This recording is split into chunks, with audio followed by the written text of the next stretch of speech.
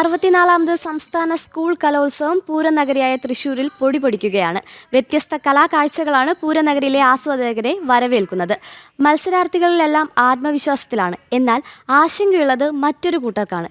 കാണാം ഇലഞ്ഞിക്കല മേളത്തിലെ കലയോര കാഴ്ചകൾ.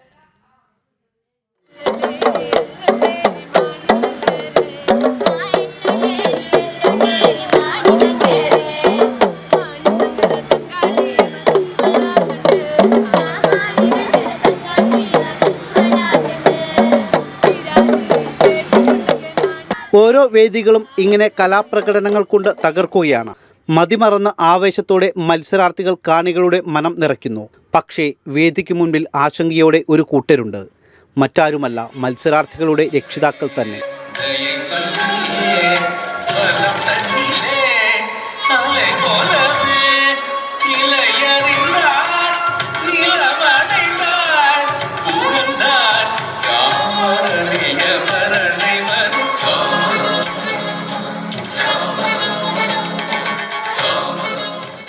ഇത് പേരാമ്പ്ര സ്വദേശിയായ ശിവദാസ്.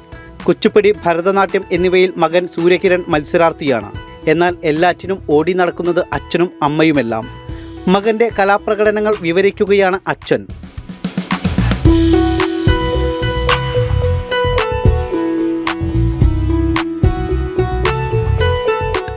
ചിലപ്പോഴൊക്കെ കുട്ടികളെക്കാൾ കൂടുതൽ കഷ്ടപ്പെടുന്നതും ഓടി നടക്കുന്നതും വേദികളിൽ നിന്നും വേദികളിലേക്ക് മത്സരാർത്ഥികളെ കൈപിടിച്ചു കൊണ്ടുപോകുന്നതും അച്ഛനമ്മമാർ തന്നെ. ഈ നാടിന് മിനിയും ഇത് താങ്ങാനാവില്ല. വിഭജന കാലത്ത് ഇരു കൂട്ടരും കൂടി കൊന്നതല്ലേ ജീവന് കയ്യും കണക്കുമില്ല. ഞാനാണ് പ്രശ്നമെങ്കിൽ, ഞാൻ വിശ്വസിക്കുന്ന മതമാണ് നിങ്ങൾക്ക് പ്രശ്നമെങ്കിൽ, ഞാൻ ഇവിടം വിട്ടു പോവുകയാണ്. ഞാൻ ഉമ്മയുടെ നാട്ടിലേക്കും പോകുന്നില്ല. അവിടെയും മതഭ്രാന്തി. കുട്ടികളെ പഠിപ്പിച്ച് അച്ഛനമ്മമാർ ആശാന്മാരാകുന്നു. കൊച്ചു പീപ്പികൾ അമ്പരത്തിലൊട്ടുമേ പൊൻപതാകകൾ. പ്രാക്ടീസ് എല്ലാവരും നല്ല സപ്പോർട്ടായിരുന്നു. പിന്നണി കൂടി ഉണ്ടല്ലോ. ഇപ്പം എല്ലാ മക്കളും ഏതെങ്കിലും ഒരു വീട്ടിൽ അല്ലെങ്കിൽ സ്കൂളിൽ ഒത്തുചേരും. അങ്ങനെ എല്ലാവരും ഒറ്റക്കെട്ടായി പ്രവർത്തിച്ച് പ്രാക്ടീസ് ചെയ്തതിൻ്റെ ഫലം ഇന്നിവിടെ എ ഗ്രേഡ്.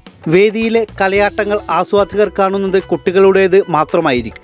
എന്നാൽ അതിനു പുറകിൽ രക്ഷിതാക്കളുടെ അധ്വാനം എത്രമാത്രമുണ്ടായിരുന്നുവെന്ന് തെളിയിക്കുന്നതാണ് ഓരോ കലോത്സവ വേദികളും. വേദിയിൽ ഭരതനാട്യ മത്സരം തുടരുന്നു. 1-1-7. കേട്ടില്ലേ? വിദ്യാർത്ഥികളുടേത്, മത്സരാർത്ഥികളുടേത് അല്ല, രക്ഷിതാക്കളുടേതാണ്. കലോത്സവ വേദിയിൽ നിന്ന് ക്യാമറമാൻ സന്തോഷ് മണ്ണാർക്കാടിനൊപ്പം ശിവദാസ് കന്മനം, ജനം.